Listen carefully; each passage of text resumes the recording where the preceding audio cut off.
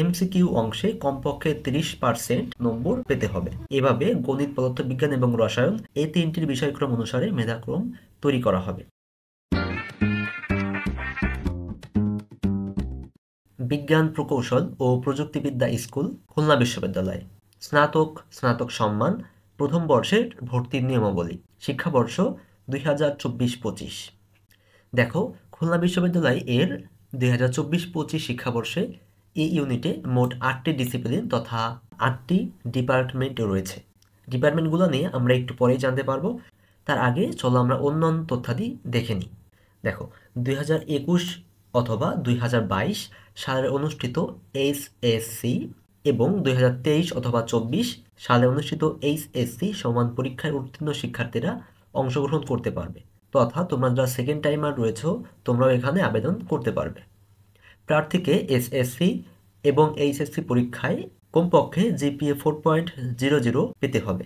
আবেদন যোগ্যতা, তোমরা যারা ইংলিশ মিডিয়াম রয়েছে বা জিসিই ও লেভেল এবং এ লেভেলে উত্তীর্ণ যারা হয়েছে তাদের ক্ষেত্রে 5টি বিষয়ের প্রতিটিতে কমপক্ষে বি গ্রেড পেয়ে পাশ করতে হবে। চলো আমরা এখন দেখে নিই খুলনা বিশ্ববিদ্যালয় এই ইউনিটের মোট যে 8টি ডিসিপ্লিন রয়েছে সেই ডিপার্টমেন্টগুলো কি এবং প্রতিটি ডিপার্টমেন্টের আসন সংখ্যা দেখে নিই। দেখো, খুলনা বিশ্ববিদ্যালয়ে যে 8টি ডিপার্টমেন্ট রয়েছে তার ভিতরে প্রথম হচ্ছে স্থাপত্য তথা আর্কিটেকচার, যেটি কোর্সের মেয়াদ হচ্ছে 5 বছর এবং আসন সংখ্যা 35টি। বাকি ডিপার্টমেন্টগুলো হচ্ছে ইউআরপি, সিএসই, ইসিই, গণিত, পদার্থবিজ্ঞান, রসায়ন এবং পরিসংখ্যান।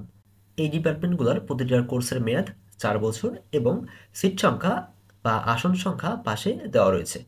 খুলনা বিশ্ববিদ্যালয়ে এই ইউনিটে মোট আসন সংখ্যা রয়েছে 303টি এবং কোটা সহ মোট আসন রয়েছে 319টি। কোটার মধ্যে মুক্তিযোদ্ধা কোঠা এবং বিকেএসপি কোঠা রয়েছে, যার ভিতর বিকেএসপি এর জন্য অতিরিক্ত একটি আসন সংরক্ষিত থাকবে। এখন চলো খুলনা বিশ্ববিদ্যালয়ে 2024-25 শিক্ষাবর্ষের পরীক্ষার মান বন্টন দেখে নিই। দেখো, এই ইউনিটে এমসিকিউ এবং রিটেন দুইভাবেই পরীক্ষা হয়ে থাকবে, তথা তোমাদের এই ইউনিটে রিটেন রয়েছে। দেখো, এমসিকিউ অংশের ভিতরে গণিতে থাকবে 20 নম্বর, পদার্থবিজ্ঞান থাকবে 20 নম্বর এবং রসায়নে 20 নম্বর থাকবে, তথা গণিত, পদার্থবিজ্ঞান এবং রসায়নে 20টি করে এমসিকিউ কোশ্চেন থাকবে এবং প্রতিটি কোশ্চেনের মান 1।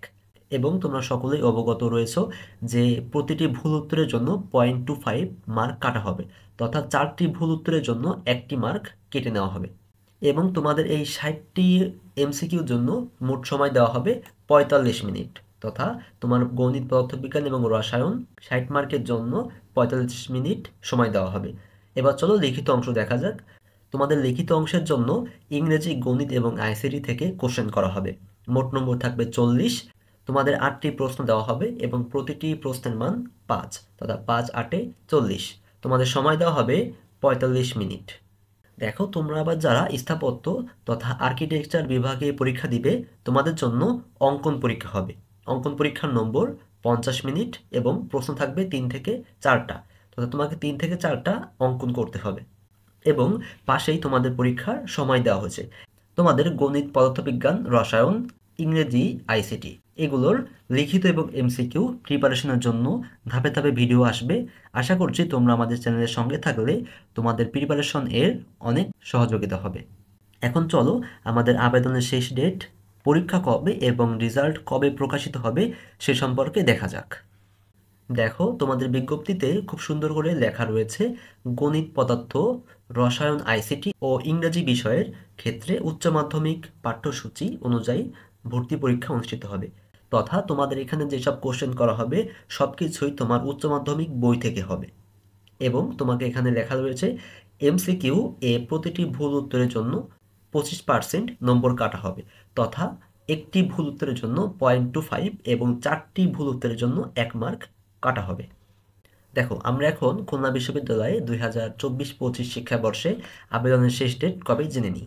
দেখো, খুলনা বিশ্ববিদ্যালয়ে 2024-25 শিক্ষাবর্ষের আবেদনের শেষ ডেট 10/2/2025, তথা ফেব্রুয়ারি 10 তারিখ রাত 11টা 59 পর্যন্ত তোমরা আবেদন করতে পারবে। তোমরা যারা প্রাথমিক আবেদন করবে তোমরা পরীক্ষায় অংশগ্রহণ করতে পারবে কিনা তার রেজাল্ট আবেদন শেষ তারিখের 15 দিনের মধ্যে প্রকাশ করা হবে এবং তোমাদের চূড়ান্ত ভর্তি পরীক্ষা 18/4/2025 তথা 18 এপ্রিল অনুষ্ঠিত হবে। পরীক্ষার রিপোর্ট কার্ড 2টা 30 মিনিট এবং পরীক্ষা অনুষ্ঠিত হবে 3টা থেকে 4টা 30 পর্যন্ত এবং স্থাপত্য ডিসিপ্লিনের অঙ্কন পরীক্ষা 4টা 30 থেকে 5টা 30 পর্যন্ত অনুষ্ঠিত হবে। তোমাদের পরীক্ষার রেজাল্ট প্রকাশিত হবে 30শে এপ্রিল 2025 তথা তোমাদের ভর্তি পরীক্ষার 12 দিনের মাথায় তোমাদের রেজাল্ট প্রকাশিত হবে।